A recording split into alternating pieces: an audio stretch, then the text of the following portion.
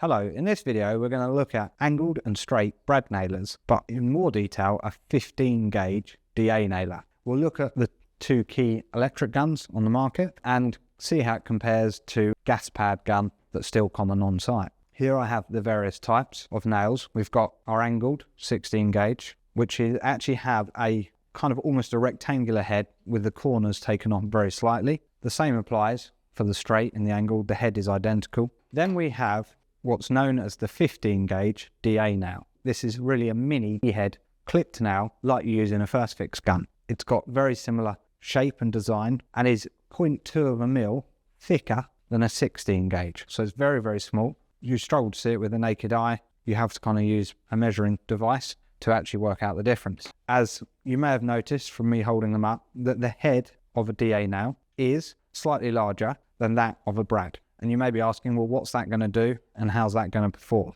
So here I have very typical layout. We have some timber studs, then with some architrave and some skirting. MDF, pre-primed. This one's quite typical, 90mm skirting, and a couple of different variants of architrave. I do realise that these are kind of mid-grade and there is lighter variants out there that are used on some budget housing. So what I'm going to do is go through, run each nailer, take a few shots. We are going to have on all of them, just to get a fair comparison, the guns at full depth. So I'm going to start off with the straight Hikoki second fix running a 16 gauge brad, and we'll just do a shot into each piece of timber. We'll do the same in each type of material.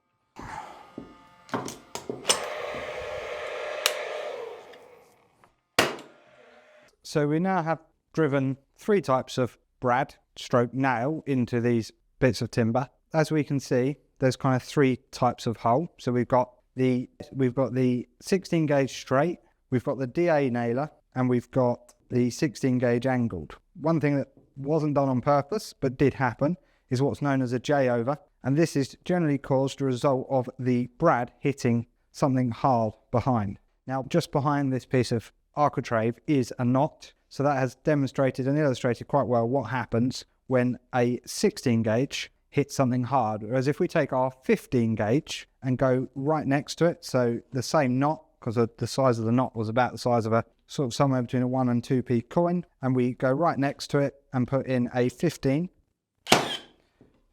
go even closer.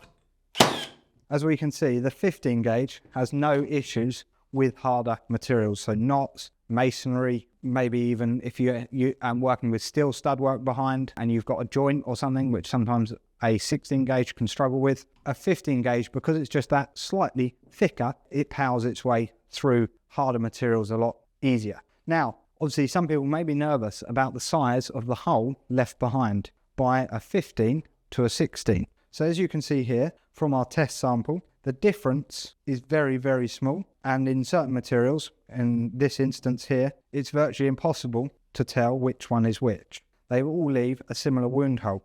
If you are flush fixing, which is obviously rarely done in this type of instance because you want somewhere to fill in with filler, a 15 gauge would show a lot more and be a lot more prevalent, but because we tend to always sink our nails deep when doing second fix, it's actually the driver blade that's leaving the damage within your material, not the nail head size. And if you look at the driver blade on most tools, whether it be electric or gas, you'll notice that the driver blade largely is larger than the fixing, because obviously it's got to be able to have the force to push that fixing down and into the material time and time again without breaking.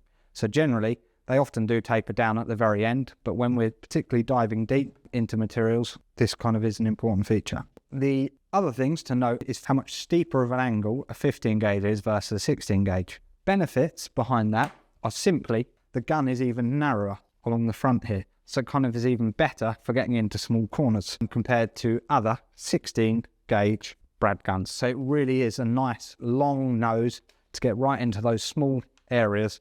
In comparison to a straight, obviously it's a massive difference, like so, as you can see, how much more. Compared to a more traditional gas gun, you can see how much more this one pulls back up, giving you even more space, particularly when doing angled shots or working in tight corners. Other advantages behind using a 15 gauge is you get nice long strips of nail. So that means less frequent loading.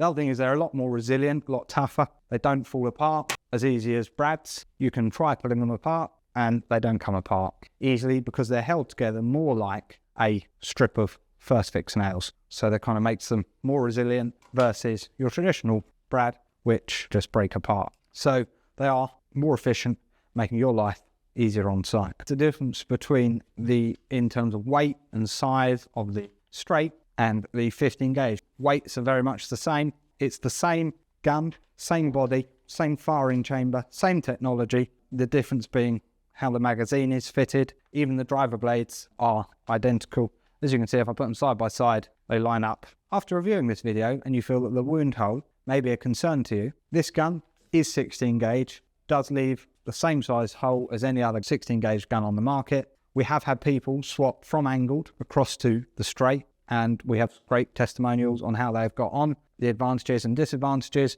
that they have found. So please see a link to the video below.